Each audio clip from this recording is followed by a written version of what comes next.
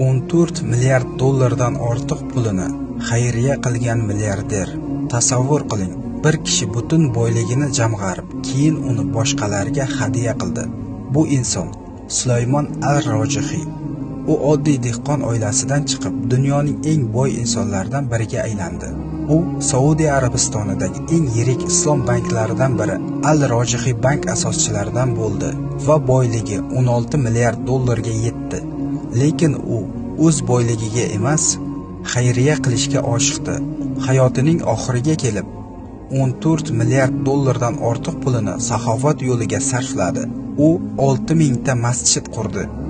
Minglab talabalarga bepul ta'lim berdi. Oila va ehtiyojmandlarga yordam jamg'armasini tashkil etdi. Halol tadbirkorlik rivoji uchun katta sarmoya kiritdi. Sulaymon al-Rojihiy nafaqat pulini, balki dehqonchilikdan kelgan daromadini ham xayriya qilgan.